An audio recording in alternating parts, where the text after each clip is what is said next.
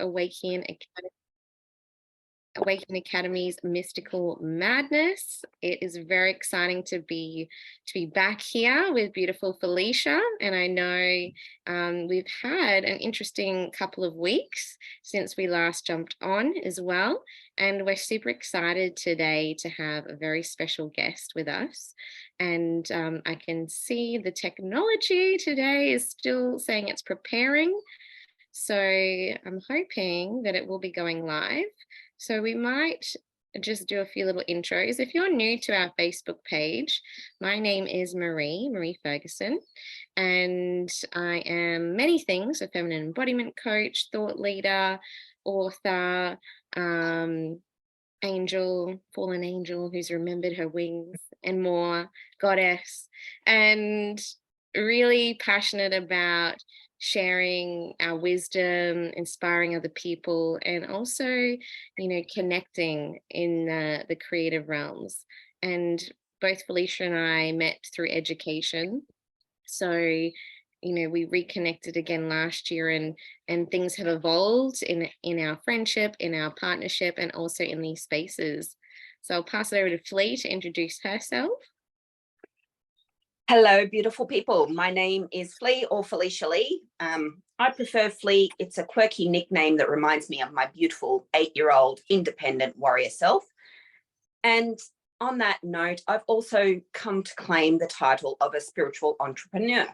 And the reason I'm taking this one is because I really truly believe that in order for us to live in a balanced, harmonious life, we need to understand the self. And diving into spirituality, into education, into creativity allows us to actually see the greater potential within us. So working with Marie, and both of us obviously going through this journey ourselves, has been absolutely remarkable in having not only just the support of, a network of people that are like-minded, but the bonds of sisterhood and community. Like, we've connected on a much deeper level than I have ever connected with another person on the planet. And that is because of this understanding of self and understanding of how powerful we are when we embrace that. So that's me. I love that. And even with all of the things that we've been growing through and going through, we're still faced with interesting tech challenges today. It is not streaming live, but it is being recorded. I'm going to attempt number 3 to go live into our group because it just keeps stopping. But we are recording, and we have beautiful Drasmin here. And I may find that I will repeat this intro if it doesn't go into our group, but we can add this beautiful recording later. And Drasmin I met through Lights of the Round Table, a beautiful summit that a colleague, a friend of ours, John Patrick Muller, has created, and I came across him through another friend of ours, actually Fernando. And when we did some little intros and connected, I was just loved your energy, and I was like, who is this amazing woman? I need to connect with you. And I just loved like what you were talking about. There was so much alignment and wisdom, and I was like, yes, this is a sister across the globe, like Flea was saying, in sisterhood. And I love that we get to use this technology to connect. So I'd love for you to introduce yourself, and I'm going to just try to take 4 on the live stream while you're introducing yourself. Thank you so much, Marie. What a blessing and an honor to be with you and Flea here today. Technology. Whew. Yes, I've also been having tech issues, so I'm glad I'm not alone in this human experience. We all like validation. So I am Drasmin. I am an artistic visionary and a multifaceted spiritual mentor. And some of my roles span a rich diversity of an artist, a writer, a prayer form dancer. And what that means is I really dance with the earth, for the earth, in every step and breath to bring more love and healing directly into the grid lines of the earth. I read tarot. I'm a soul purpose activator. My specialty is really, trauma informed empowerment and shadow work alchemy. And I also do multidimensional sound healing, shamanic guided inner journeys, and just my service and devotion to Gaia, Mother Earth, as a highly sensitive priestess. So that's a little bit about my summary, and I guess we could talk more about my modalities and things as the conversation flows. That's so beautiful. And I'm still not streaming live, but that's okay. We'll have to share the replay. We're too powerful for the live. The whole right. power of the Mother Maiden Crone is just the internet cannot compute. The matrix. It's definitely not allowing us, but we're going to have a great conversation anyway. What did you pull there, Flea? Taking back your power. Yeah. So we're claiming it from the universe because this grid has been far too trapped. So let's take this as a sign that this is us actually expanding that grid. Yeah, amazing. I'm going to attempt one more time in this expansion, but I'm going to just share it to my page, Flea, and then maybe we can share that to the Awaecnian Academy page, because it's not letting me share to the group. And forgive my Aussie accent, Drasmin. I was like, Drasmin is very Aussie of me. So thank you so much for being here.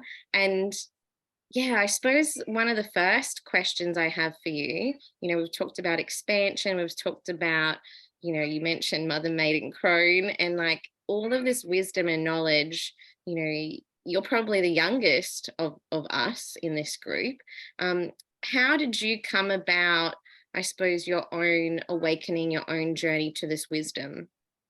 Well, I'm working on my second book right now, so that's a huge story, but let me see how I can summarize.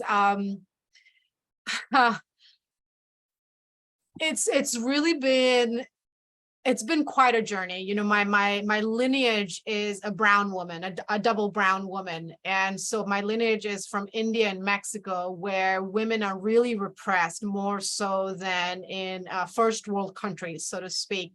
And so my journey has been really a reclamation of just my sense of autonomy as just a human being in the human experience. And then I went through a miscarriage about 6-7 years ago, and that really shook me to the core of my disconnect to my feminine body. I was already on the spiritual path for a few years. I was in my third year of shamanic medicine woman training, and even with all that spiritual background, even with before that my background was medicine and psychology, there was such a disconnect to my body that it wasn't even my first miscarriage, but it was definitely the one that shook me to my core and helped me realize how disconnected I was to my natural rhythms, to what was going on within me. I was so focused on the external, the spiritual, the connection, the galactic, the divine, that I'd kind of gotten swept away in the hysteria of the spiritual mass communities, shall we say, of seeking outside of self. And that experience and everything that happened that year really brought me, kind of thundered me back into my body. And that's when I really started diving deep into my feminine wisdoms, learning how to listen more, cultivating what I call the womb conversation practice that I share with a lot of my friends and clients, where you just spend every day, you spend a couple of minutes connecting with your heart. That's your inner child, your innocence, your sweetness.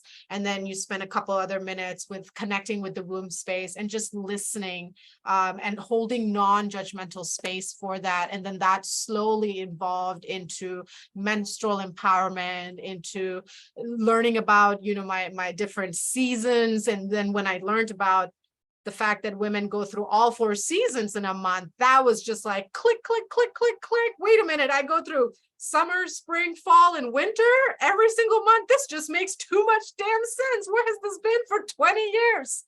And, now I just very freely talk about it with men, women, I don't care. And if they're uncomfortable, that's when I grab them by the collar, so to speak, and said, yes, you're uncomfortable. Let's dive into this, because that's really where the shift begins to happen at a quantum level, when we tap into that discomfort and say, okay, you're uncomfortable. How can we love ourselves and each other through this? Especially around the woman empowerment, around the womb space, around those rites of passages that are so needed and so absent in the majority of our community and our world today.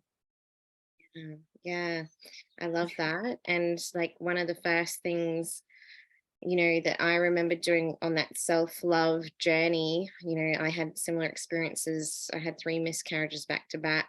And there was a time where it was like the universe, my body was like, I couldn't do it this way anymore. And there was this voice inside me that was like screaming at me to like listen and to stop. And those practices that you mentioned, were one of the first ones that I was like, okay, let's give this a try, the hand on the heart, the hand on the womb, and just finding a place where I could love my stomach, love my womb, love my body. It was hard to start with. So if anyone's listening and you found that you've lost yourself, gift yourself some time to just sit by yourself, listen to your body. And that was one really beautiful thing that I did and keep doing to really connect to myself, connect to nature. And I know, Flea, you have similar practices as well that you've kind of developed over the time as well. Yeah, I found that amazing that you both of you have had similar experiences with the miscarriage, and that led to this deeper connection to your feminine, because mine was sort of actually the opposite. It was when my children actually left and moved out, and it was, I guess, almost like being thrown into this crone phase where I wasn't actually ready for it. I wasn't ready to be like childless or into this phase where now I had to find myself again. So that shift, is really powerful and quite terrifying, really. It like to find yourself after many years of being in that role, of being, under the impression that, things will go a certain way. Like, we always think, oh, I'm healthy, I'm fine, I'm protected, I'm all these things that, mean that these bad things won't happen to us. And I think this has been like coming up a lot lately, where we're, purging this idea that bad things, sort of need to happen. And, this acceptance that maybe that bad thing wasn't actually the life-death situation that we think it was. And, when we dive deeper into that, we're diving deeper into that womb space and into that knowing of how much more powerful we are because of that experience. And that just sort of, really connected to that absence as well, of being able to, release. And I spoke on this in a live earlier, being able to release the excess baggage, the things that you're holding on to, the extra clothes in your cupboard, to make space for those things that you actually do want. Yeah. That purging and that release, this is the power of the womb. And that's our blood also shifting energetically, biologically, biochemically, to release and shed. And it's like the seasons, that death and rebirth. Like as women, we are constantly evolving. We're never the same each month. We're so different, and these pieces of us that shift and grow and evolve, I like nature, I like the cycles. And so, Drasmin, like with what you've noticed with shadow work, alchemy, this purging that's happening not only in self, in relationships, but also the collective and the feminine, what have you noticed, I suppose, with working with your clients and the work that you're doing that is coming up, that is allowing to be seen and felt in the shadow work that you're doing at the moment? So in this current now, what an important question. We always want to know, well, that's great and all, but what does it mean in the now? What I've been noticing, because there have been so many of us that have been really diving into this work for so many years. I channeled a message a few nights ago where now it's the feminine's turn to be nourished, and not just the feminine as a body, but the feminine as an energy, who has been holding the container. And the feminine energy always comes first, because she is the womb. She literally turns the energy, the spirit, the soul into a form, whether it's a human baby, a creative project, the keeping of a home. We birth, we're constantly birthing. That is our natural state, is to give, to multiply. And we've been in this state for, well, thousands of years of just giving, nurturing, holding space. Our identities have kind of become the mother, the wife, the caretaker, the giver, the doer, that there's been kind of, I don't want to use the word loss, because nothing is ever truly lost, but more of like a push to the background of, at the forefront, I am this powerhouse, a master shapeshifter.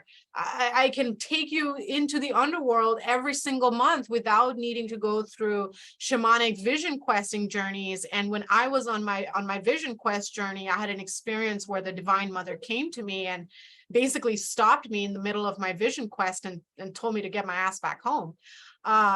And now what I've been noticing, it's like, okay, the feminine has been holding this container for so long that it has provided enough stability and safety for the collective, where now it's more of a space holding for the earth to go through her transformation. And that is catalyzing and triggering this domino effect, where the masculine energy has no choice but to step in and step up his game and get on the boat and get his act together, so to speak, because the feminine energy has reached the point.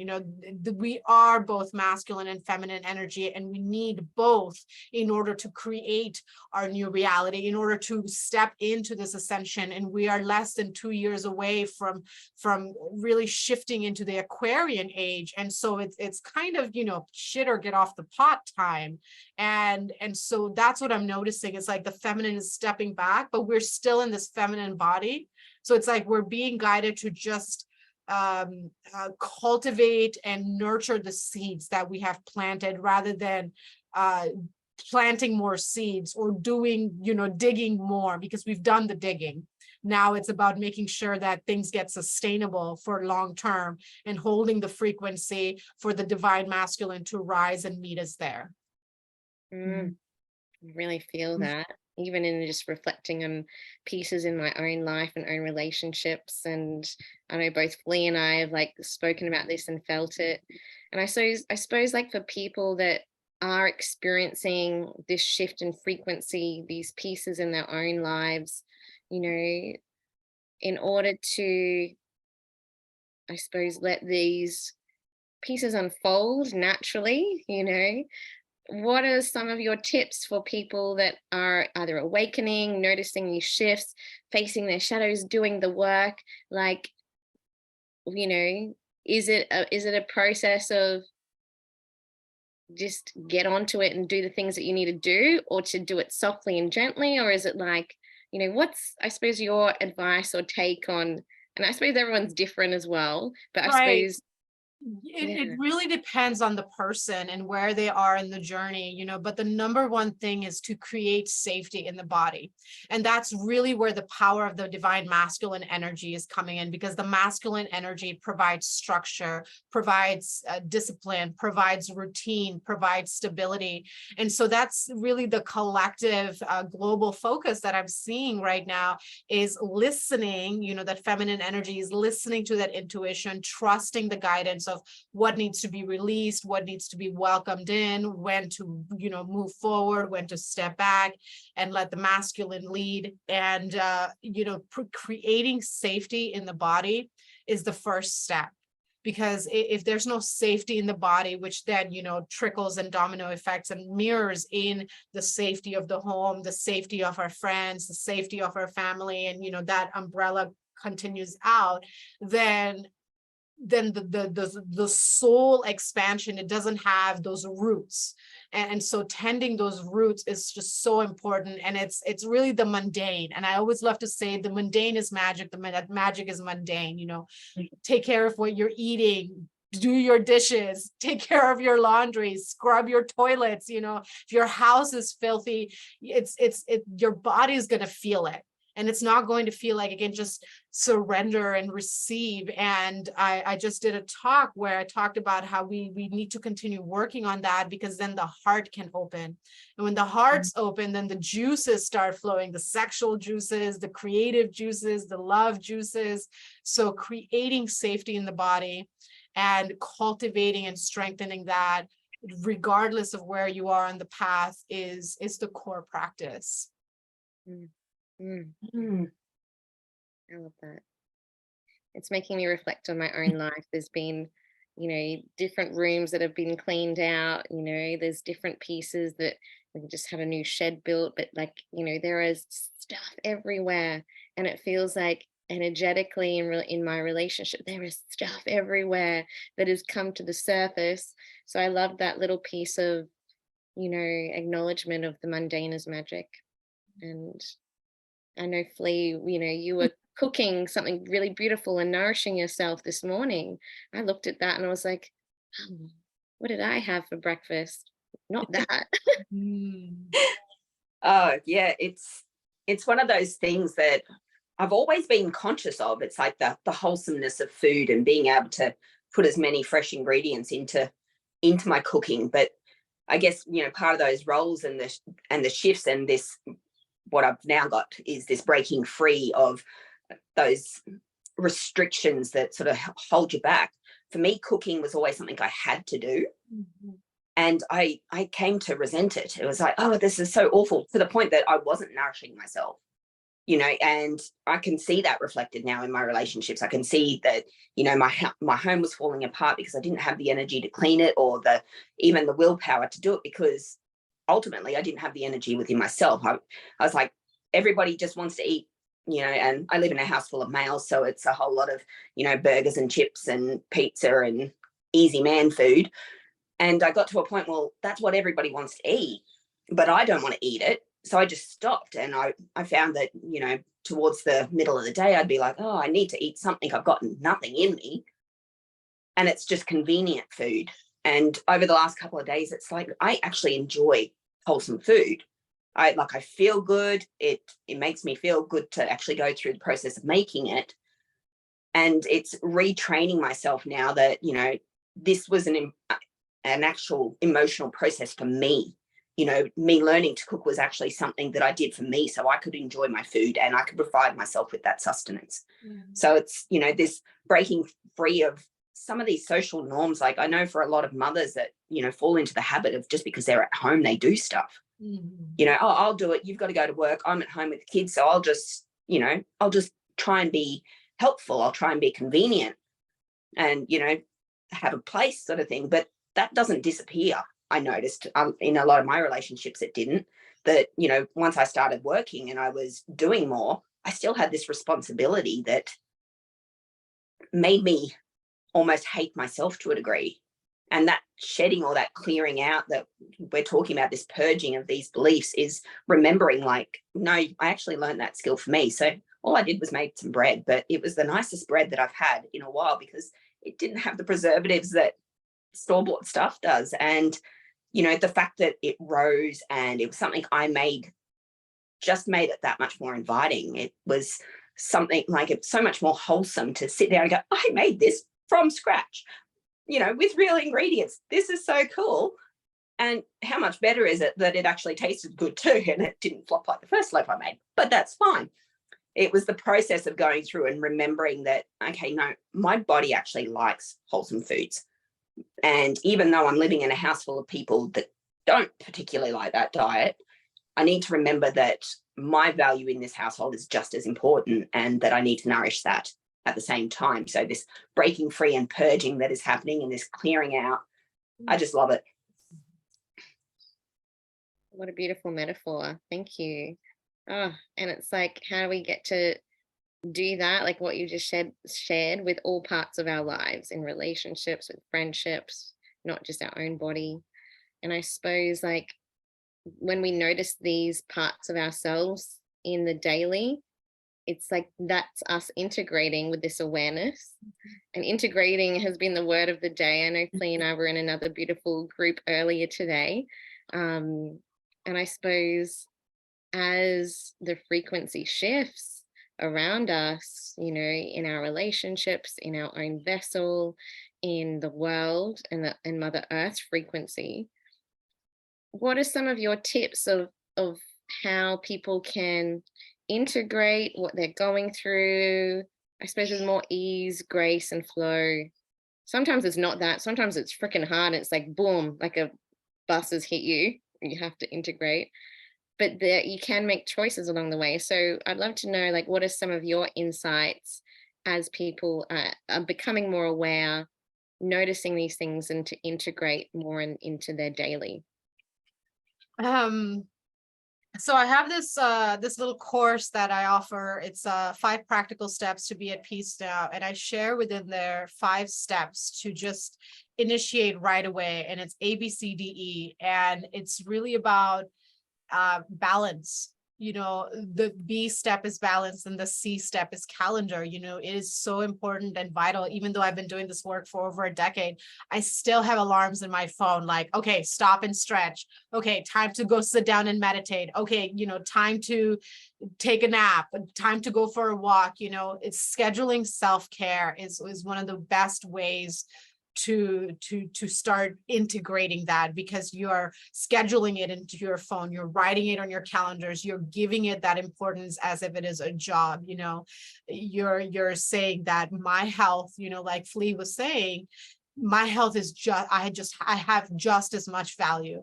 And it's not about what I made, it's the fact that I made it with love and presence, because that's what I wanted and what I needed. And that's that integration process, you know, the feminine wisdom. We're not talking bodies here, that feminine energy wisdom of remembering, of awakening, of tapping into the I, the sovereign, empowered I, independent. And then the masculine energy of taking action, of having and cultivating healthy boundaries, of scheduling time, of being disciplined, you know, and continuing to show up, you know, even when you don't want to. Alarm goes off, set the phone down, go outside for a walk. I'm talking to myself here, you know, every once in a while, I'm like, I'm such a good flow, give me 5 minutes. And then the 5 minutes turns into an hour. And then you know, get up from the table and you fall down because your legs, you know, are locked up. So really cultivating that balance and the schedule, and just, you know, refining. I liked every Sunday evening, I look at my week, what worked, what didn't work, minor tweaks.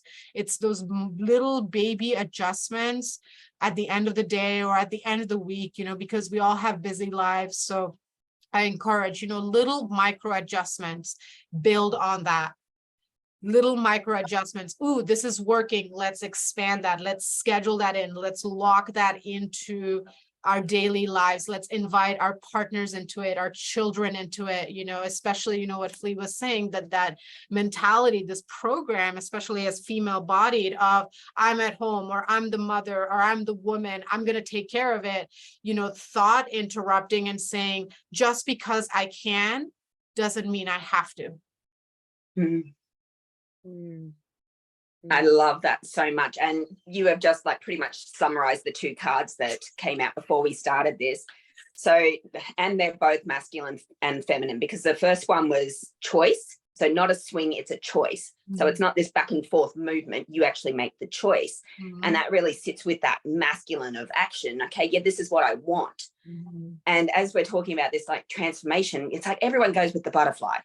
But it's not a butterfly, it's metamorphosis. It's that transition and that accumulation of bringing everything together. And that's the feminine, of being able to say, okay, this is the masculine and this is everything that we want. Let's bring it together and let's actually, you know, utilize it as, you know, as a union, as a togetherness. So bringing the both together. And I just loved how you summed it up there. So for anybody at, you know, home, maybe my explanation sort of made a little bit more difference, but you know, it doesn't matter, because these messages are still about really taking what you have learnt through your experience, whether it's the good, the bad, or whatever, and just making it, like morph it into what you want.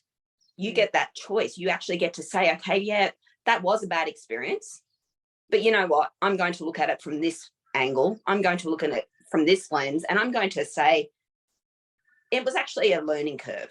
It was actually something that gave me many skills. It was actually something that helped me to grow.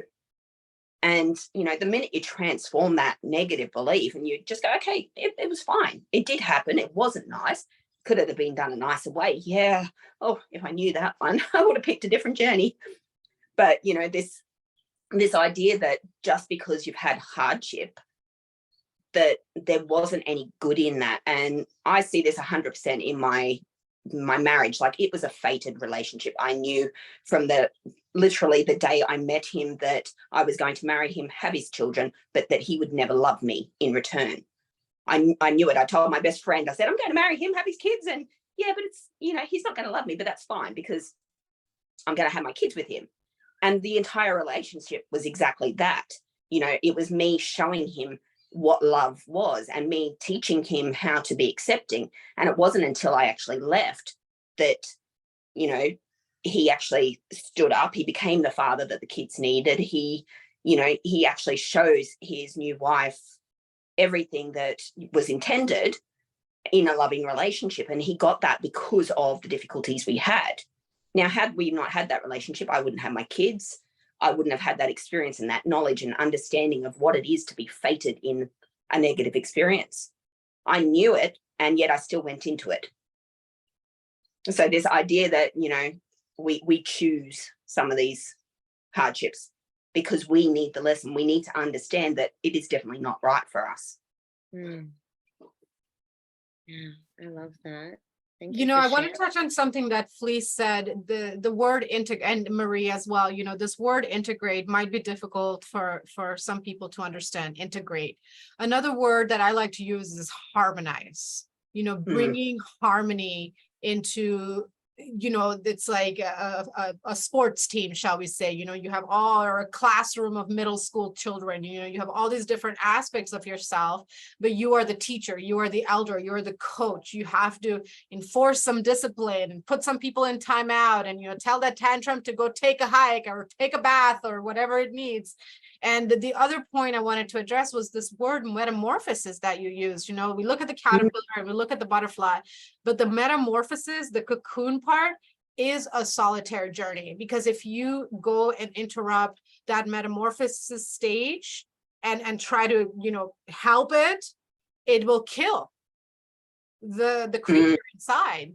And so there is a stage of this integration, of this harmonization, of this doing the work where, yes, we reach outside for support, but ultimately the transformation happens within ourselves, in the spaces of our hearts, in the wisdom of our body, in the power of our inner knowing. And then we emerge and everybody's like, oh my gosh, that's amazing. How did you do that? And you're like, go sit with yourself, child.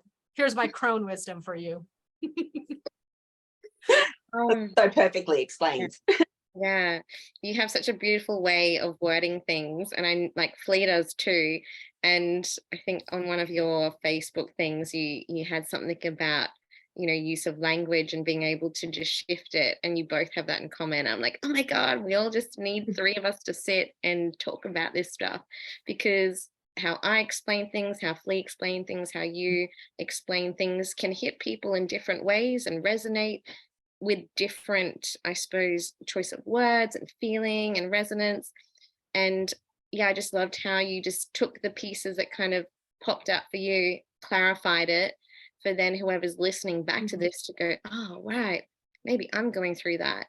And when you were talking about metamorphosis, I know Flea's been part of my own journey in metamorphosis, and I just got back from Bali last week, and that journey, that calling to go on this, it was this I Am Priestess retreat where I was like, I need to go on that.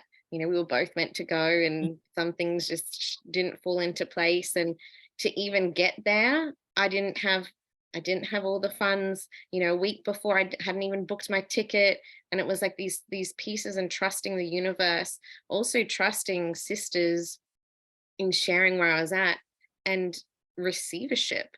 And that was a part of my journey to receive help, to receive beautiful women gifting me things that I'd helped along the way, so that I could get to this place and time to go within. And, you know, what I discovered about myself was this unlayering and depth of knowing who I truly am, and the power of that, and these remembrance pieces, you know, that came through. And that metaphor that you were saying, both of you, with the cocoon, the metamorphosis, no one else could have done that journey.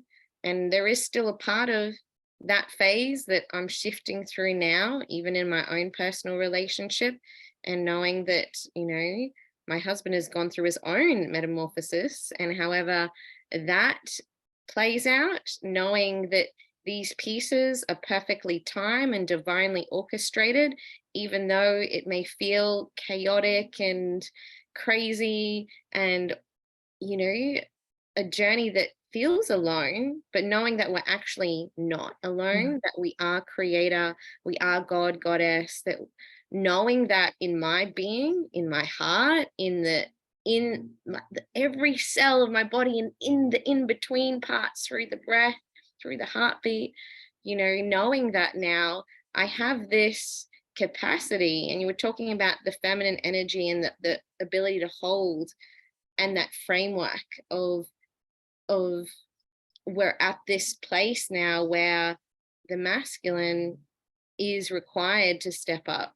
And I feel like even in my own journey, that I have this spaciousness inside me, even through these emotions that are coming up. I suppose for him, in his journey, his things, knowing that that's not mine, I'm still part of that journey. But that freedom we were talking about, you know, that ability to go, I release that. You know, we've had these bonds, we've had this love, but I'm loving you through this. And I know that you're your own sovereign being. And I honor that. I release it. I'm not holding on to that. But to get to that place, I never thought I would say that, you know, to myself, to other people, and still loving that depth and being in this emotional state. You know, I did have my cries earlier in the week, but now it's like, oh, I'm kind of okay with this, even though there's more tough conversations to have, you know. But that's part of that metamorphosis of evolution, of growth. So thank you both for sharing. And it just kind of led me to kind of share my own experience at this level that I suppose I haven't really been able to talk to many people about, you know. It's just another layer of understanding that perhaps, I don't know, other people may not understand. In my private group on Facebook, This Rising in My Life, the big message of the week was create room to receive. And that's really the what I see as the graduation of the feminine energy, the claiming of her crown, shall we say, when she steps into that energy of receiving mode. And that gives the masculine permission and also encourages him to step up, because we have to be in that space of receptivity and having that room for the receiving. You know, it by allowing ourselves to be open to receive, we give permission to the masculine to step up, because we're no longer holding on, we're no longer clenching and doing his laundry and, you know, dismissing his pedantic behavior and, you know, saying, oh, boys will be good boys. Oh God, that's such a triggering statement. It's like, no, boys will not be boys. Okay, we gotta say no more of this. And giving the masculine room to give to us, and even our own masculine energy, or the masculine energy in the other sisters. You know, you were talking about how you were receiving from the other feminines in your life, but that was their masculine energy giving to you because you created that room to receive. And I shared this practice that I learned from another amazing woman and one of my teachers of deeply receiving. You know, it's like I spend 5 minutes every day just visualizing myself receiving flowers, a massage, you know, a back rub, you know, gifts, date night, whatever. And I just place hand on heart and I just say deeply received in 3 breaths, and just fully receiving. Or when I go for a walk and I smell a flower, I like fully receive the flower. It's like, let it fill my every senses. And just cultivating that practice, you know, is another practice that I invite, of how to integrate the different aspects of ourselves, how to step more in embodiment of our higher truth, not just doing, but literally just sitting and visualizing ourselves receive whatever it is we want, or just, you know, surprises and, you know, an empty little cartoon box, whatever helps. I love how you said about the flower and that inviting that smell, because, you know, our senses and our ability to receive those scents and stuff like that, this is also part of the divine within us. You know, our ability to feel, to be able to connect, and to know that, you know, if you close your eyes and you touch a tree, it's a completely different experience. It's a completely different point in time. And it's that being present with, you know, just the simple things in life that allow us to really appreciate some of the extremities that, you know, we really shouldn't be able to comprehend and get our minds around how much we actually have, and the beauty and the power of, you know, all that human beings have created within the Earth's container. And, you know, that maybe if we start to appreciate some of the natural things, we're going to be able to then incorporate that appreciation in the things that we make, and then, you know, qualify them to actually have a place in our lives. You know, like we have this beautiful technology, and so many of us are, you know, becoming fear-based around AI and fear-based around all these different things.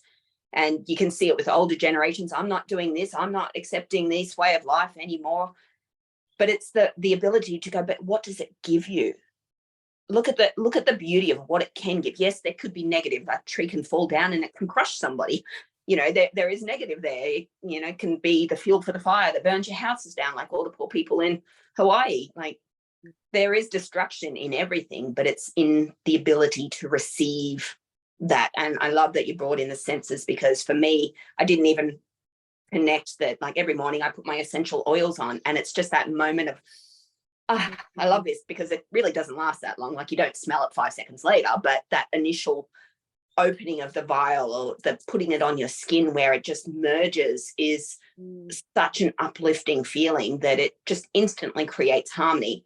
And I remember people saying, you know, we knew you were coming before you even started making a sound. Like, you know, I'm always in my heels, so it's a clip, clip, clip, clip, clip all the way down. It's like, before we could hear you, we knew you were coming, because the scent that was with me, you know, carried down to them, and they knew to be on the lookout. And for them, like, I'm about fashion, so I'm usually over the top for work and things like that. And for them, that experience of, you know, there's the scent and the smell, and just the anticipation of, you know, what weirdness could happen, or like, what are they going to experience, because I'm never the same.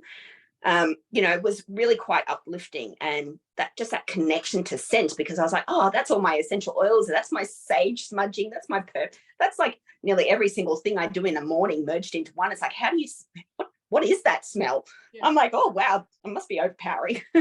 But I don't smell it. And that's it's okay. Just knowing does not apologize for it being too sweet. No, absolutely not. Well, I don't notice it, so it's fine for me. Or the bread that you just cooked, you know, that aroma is just like, you know, anytime. And that's part of this magic is like, the mundane is magic, normalizing the extraordinary of a sunset. We're never going to get the same sunset twice. We're never going to get that same combination of pheromones and essential oils and baking bread and roasting coffee. It's like, deeply received, and just like feeling the cells come online. And then that starts to trigger the shadow, the discomfort around taking a moment to receive. Like, you gotta go, you gotta hustle, mama, you gotta pay bills. It's like, hold on, where's this coming from? Nature doesn't hurry. Everything's accomplished. Receiving more of myself. Absolutely love it. So good. And just embracing that, you said it must be overpowering. Yes, it fucking is. And claim that power, claim being all of those amazing scents. This is something that we've also been speaking about, where letting our light shine, letting that overpowering part of us, the unapologetic piece of us. And this morning, Flea and this other group we're in shared that, just the honesty of that, claiming that power, claiming all that we be, all that she be, all that, all of us, no matter how big it is, like, let's be bigger, celebrate that. And I feel like we don't celebrate each other enough. And that's, when we have spaces like this where we're talking to different people, honoring people's wisdom, this is probably why we love talking as well. But it's like celebrating people, what they're doing in their careers and their business. And I always like, if people come on and chat with me or Flea, in the different spaces, I always share, well, how can people find you? Celebrating what they're doing, sharing the fact that, what you gift is different and unique to what I gift and can give. And the more we celebrate and honor each other, it removes those deep sisterhood wounds and those pieces of comparison and jealousy that are still ingrained, that are still there, So the more of us that like celebrate and honor each other and go, hey, this is what you're doing, cool, share this, the more we share, I feel like the better, Authenticity was one of the cards that was there as well. So we've now got into the last three, which fits in perfectly with what you've both said. And for me, it's been quite difficult to step into my authenticity because, as a lot of people know, or if you hear my story, a lot of the boundaries were things that couldn't be controlled. Like, they weren't of my own making. But, the experiences were childhood wounds. They were uneducation, pretty much.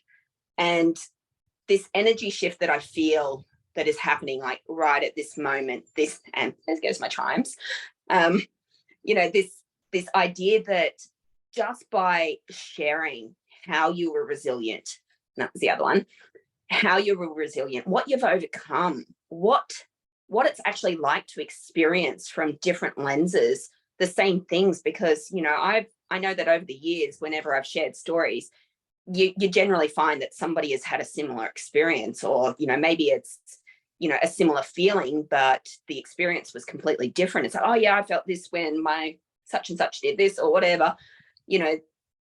We share this common understanding of pain. And it's within this pain that we really need to embrace and communicate and shift our energy so that we can change, we can morph this into that that beautiful butterfly. We can morph it into this idea, into this harmonious environment where we're just accepting, and we're not trying to prove ourselves to anybody or be anybody else, because a tree is nothing but the tree it is. It can't be anything other than what it is unless it's forced down, chopped down, mutilated, and becomes something else. And we don't want to mutilate ourselves anymore. We don't want to live in these false bodies that really don't represent who it is that we are inside. Because I know I have had 3 different surgeries for breast augmentation. I wanted to actually be smaller. Go figure, 3 surgeries later, and I ended up bigger than I was to start with. This idea of transforming myself into something because I had this idea that, beauty was in the voluptuous woman, that it was in the perkiness of their body, allowed me to, go through this experience that showed me But I was happier before. I was happier as myself. I was more comfortable in the skin that I had because I knew it was mine. I was more comfortable in my body because, you know, I didn't have these scars that I then had to explain that I did to myself. I did this to me.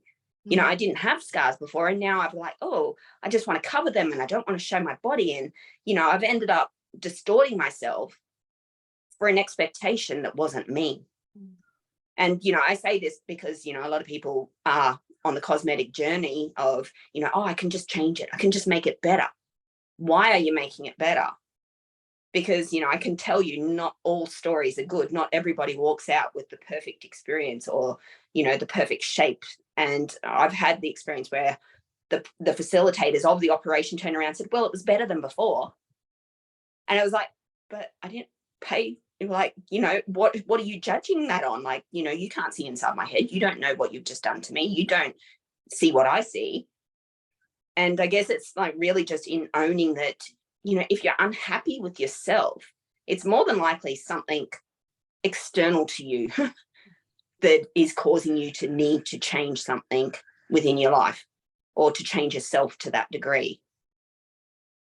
So I just, you know, opening the question and putting it out there just for people to really consider, like, sometimes what we think we want isn't actually the best option for us.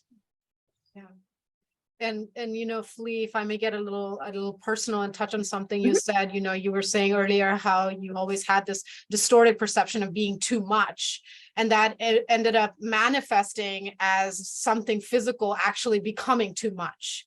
You know, so that's part of what the shadows do. You know, the shadow is literally us standing in the own way of our light. You know, that's how a shadow is cast. Like the light is blocked. So we block our own light. We create this shadow, but then we look at it and we're like, oh my gosh, it's scary. And then it gets bigger and bigger. And then it manifests in daily life. And then you're like, oh shit.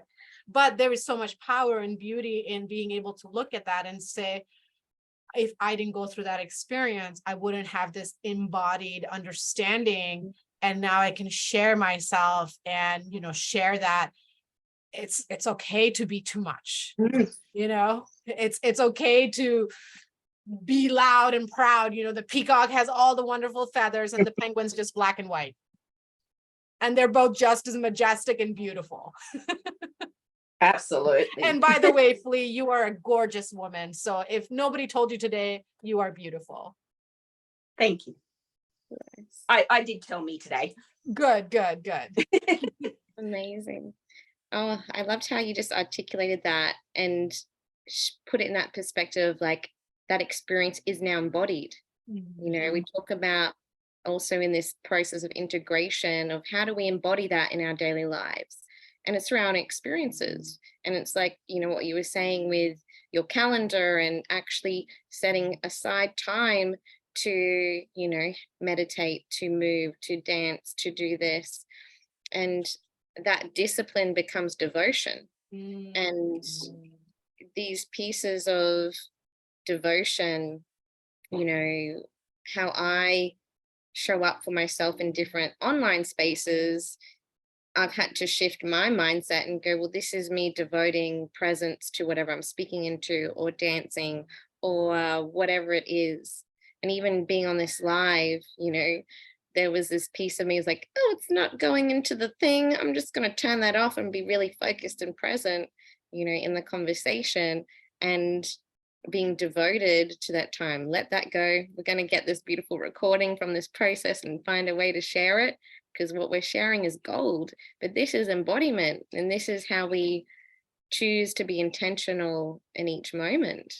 So yeah, I love that. I love that. And I just sit with that.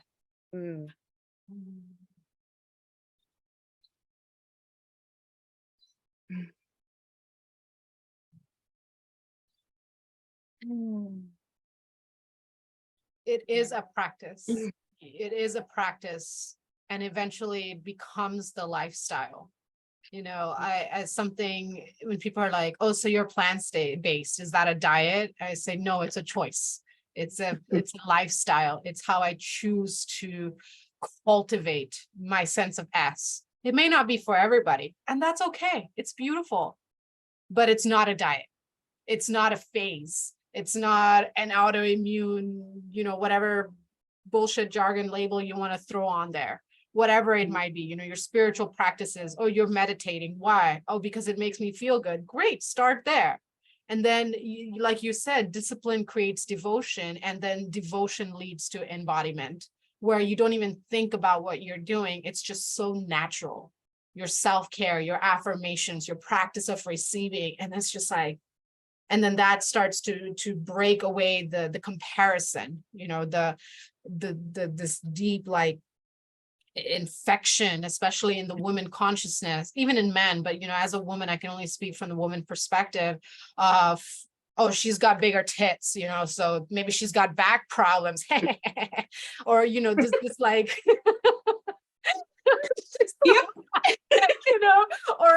or whatever these like judgments they come up within us.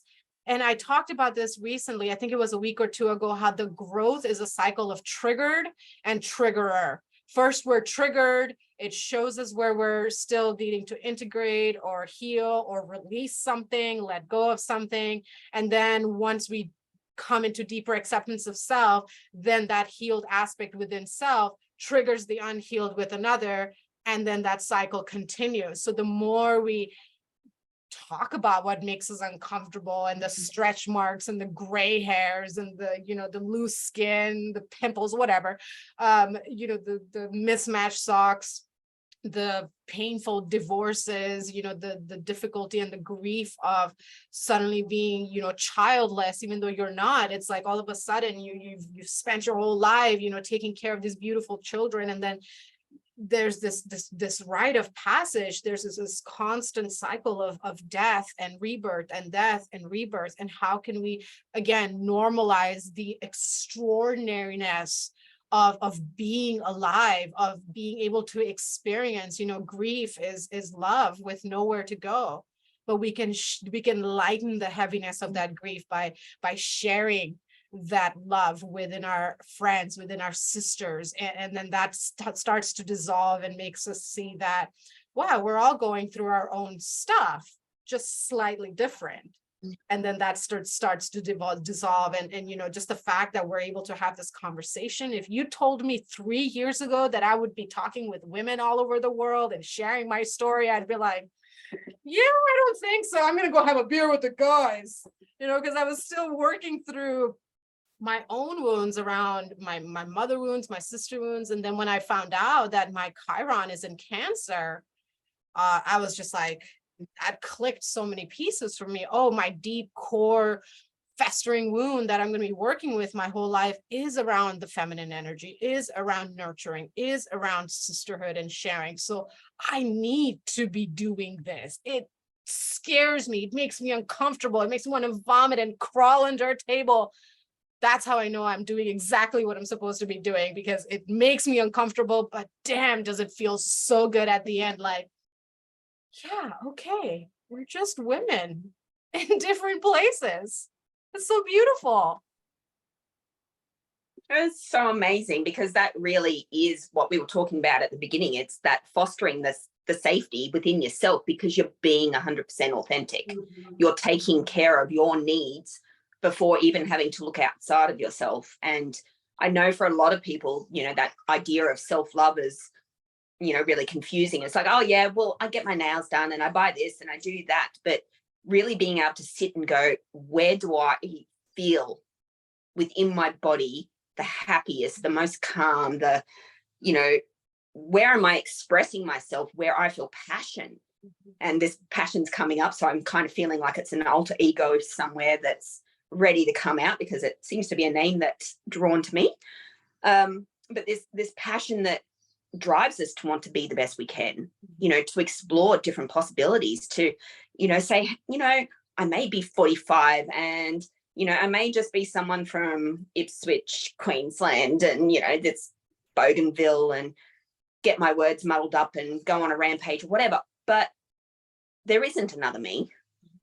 Exactly. And it's taken me 45 years to go, no matter what, there couldn't be another me, because there is no way that anybody going, even if I was to go through my experience starting now with the different circumstances and the different environment, I wouldn't even be the same me that I would be if I was to start today.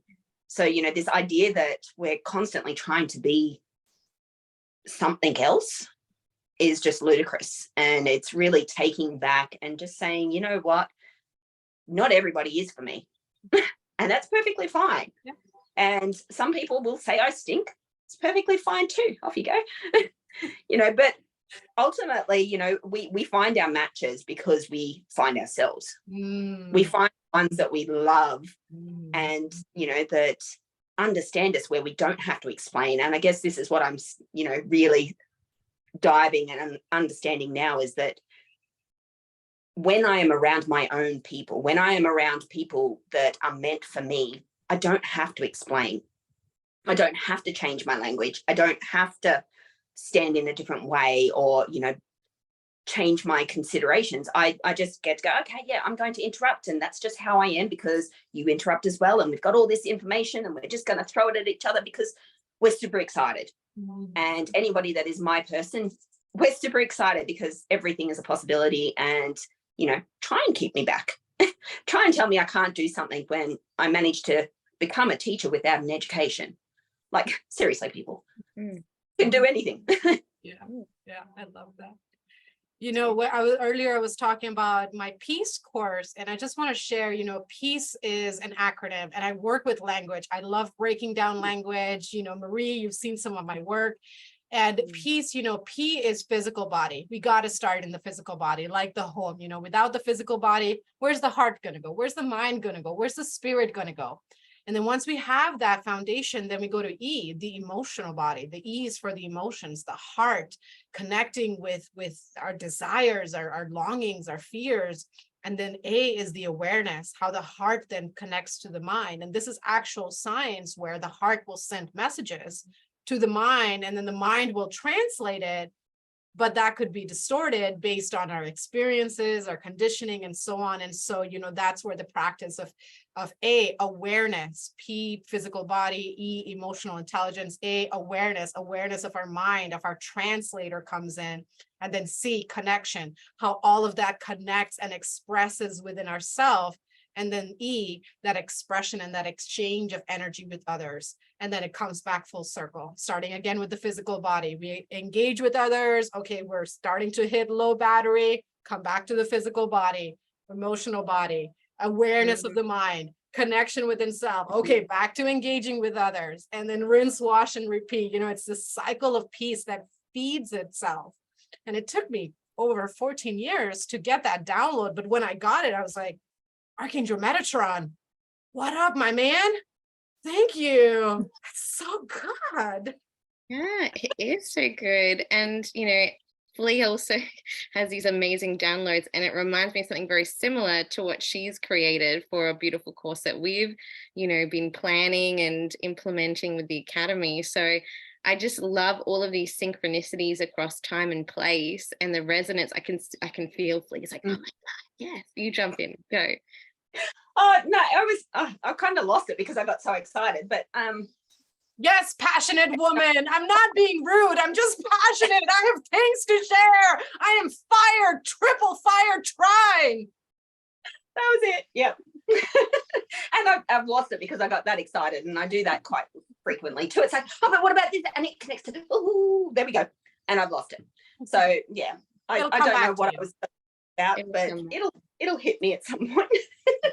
Yeah. And it's beautiful. And I love like these little points where it's like what you just said there, then inspires this and does this. And, you know, it's just I suppose the importance of being able to sit with yourself and to allow that spaciousness to connect with Mother Earth, to connect with the cosmos, to, you know, feel into the wisdom, the greater wisdom that we all have access to, which is in the feminine, in the womb, in those sacred spaces and portal, to connect with all that is, because we do have access to everything. We have the wisdom, we have the knowledge, you know, and it's these remembrance pieces over time through that peace process, you know, of coming back to your body, coming back to all of these layers.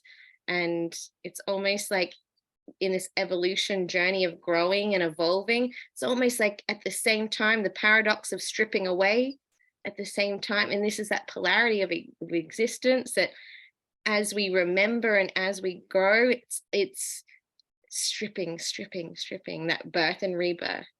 So I love that. I love that. And we're almost up for time. Oh, did you want to add something, Flea? Yeah, it's also just like I was going to connect before. It's about the ancient teachings as well. Like we have this wisdom within us, but you know, a lot of our ancient history and the things that we sort of know to be true, like you hear about herbal remedies and, you know, ancient ways of healing ourselves. Like this is using nature because that's all that existed before sciences. So, you know, being able to utilize that, and what was said before, it actually brought up the ancient Egyptians and the left and the right side of the brain, and the eye in particular is your feminine and masculine. So your logical and emotional is what we're seeing. All of that actually joins first in your prefrontal cortex or your third eye. It's there. So before it even gets to your brain, it's already going into your higher self. It's going into your knowing to make that decision about what's right or wrong for you.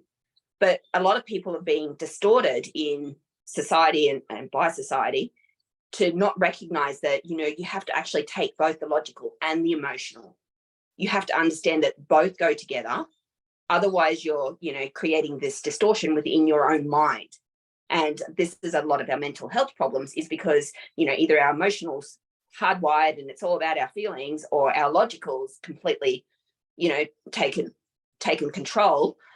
And, you know, that causes an imbalance because they have to be balanced within our brain, because that is how we are actually designed. When you look at the optical nerve, it goes from the eyes to the pineal gland and then to the brain. That is, you know, that's where your logic is in understanding that you have to have both. And that just, yeah, the connection to ancient teachings is where my excitement went with the language.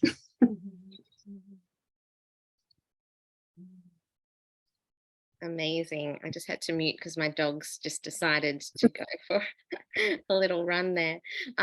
Yeah, so truthfully, like I love that you brought that insight. And this is where science, spirituality, you know, magic, this is alchemy. This is alchemy. And it's just different words, different labels of understanding. It's all the same thing, you know, and how we can have different lenses of understanding these perspectives to then embody, integrate, harmonize within self.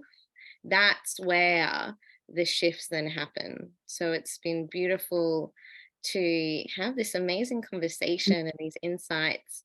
And so, Drasmin, if people want to find you, how can they find you? I know you have some amazing free things, and I know you've also been working on another amazing course that you just launched as well. So I'd love for you to share how people can find you and the types of things you're doing. Yeah, so I'm currently offering a summer special that includes 3 of my mastermind courses and a 40-minute session with me. So, you know, we can just meet one-on-one, we can feel the energy, see if we're an energetic match to dive deeper into my bigger intensives and coaching programs. And the 3 masterminds are Quantum Leaping Through Fear, that course, 5 practical steps to be at peace now, and an emotional mastery toolkit. And it's self-paced, self-guided. You get lifetime access, so you can really just honor your process as you go through it. And the big coaching program that, wait, before I go into that, I'm jumping a little bit over here. And then I also, you know, offer coaching or session packages that, you know, are somewhere in between self-paced and deep immersions of free flow quantum healing for whatever is coming up in the moment. I do specialize with death, shadow work, sexual healing, and empowerment, but I do more than that. I do past lives, soul purpose activation. So, you know, I'm very multifaceted in what I can guide. And my deeper work that I just launched, thank you, Marie, actually helped me in just having conversation with you. It just kind of clicked for me. an 8-week deep dive into the shadows and how the 7 core poisons of the ego show up in everyday life: lethargy, procrastination, anxiety, denial, so on and so forth. And I share with you 3 practical ways to work through each of those core poisons. And you have me for 8 weeks. And, I just hold you in this container. And something that's very unique about my offerings is I also support and provide dreaming nourishment. So when you're sleeping and resting, I tap into your dream space, and I just hold the container and help you process and integrate, so that in waking state, you're more able to fluidly continue forward. And you can connect with me on Facebook, is the best way. Drasmin Trauma Informed Empowerment is my Facebook page, or Drasmin, my name twice, is my personal Facebook page, and it has all my links there. And you can send me a direct message, and I have a free discovery call I offer every 2 months. So, we can just casually talk and go from there and see, every session is very intuitive led. Even though I have a lot of experience and knowledge, I allow my intuition to create a container that's very specific to each person, because we're all so different and so individual. And I work differently with women than I do men, because I honor the women's cycles. Okay, you're bleeding. Why are you on this call with me? Unless, you really need that support right now. Go to bed, cuddle up and just relax, and, give yourself that time to rest right now. So, I think that summarized my offerings and how to connect with me. Amazing. And I know both Flea and I have been working behind the scenes with Awaecnian Academy, and we have an amazing curriculum that's just sitting there waiting, and we've been refining, honing in, coming to some real, I suppose, understandings of what we're offering, not only for students in terms of education, but for the greater community, that want to work with us. We're calling in teachers, we're calling in families across the globe that, want to learn more about all of the things that we're talking about in this space. We were very blessed to have an interview yesterday with a new friend of ours from Africa, when we were talking about leadership and education. So these types of conversations that we've had with not just ourselves, but with guests, this is the stuff that needs to be learned. This is the stuff that we need to have more conversations about, how we, embody story, how we come into that creative process, how we can help not only our youth, but the adults to, connect with themselves more deeply with like-minded individuals like yourself, with us. And our academy, is unlike anything we've seen before. And we've had a few chats about, well, how do we articulate that? Because our vision is so big, and our vision is not just for niche groups of people. Yeah, we can have that, we've got niche things on the side, but our academy, Awaecnian Academy, to come back to the senses, to come back to the body, to come back into connection, all the beautiful things that, you're also doing in your spaces. But how do we connect with people like yourself, the amazing people that we've started branching out with across the globe, and bring these cosmic teachers, galactic teachers together? How do we come into a space like this where we can have learners come in to impart this wisdom? How do we create spaces in our communities, because we're all across the globe, but also online globally together? And so this vision we have, I've kind of come to this space of like, I'm just going to keep it big, because we're going to do a lot. And for different types of people that listen in, yeah, we can frame it this way or word it this way, but your energy, we know that expansiveness of what you're doing. And so our vision in the next few months is to get our academy up and going. And if anyone that is listening in that wants to connect with us, wants to become one of our teachers, wants to have their children learn with us, come and chat with us, send us a DM, because when we co-create together, things start to unfold. And we also have locally an amazing retreat coming up. Do you want to share a little bit more about that, Flea, for anyone that's local? that could be listening?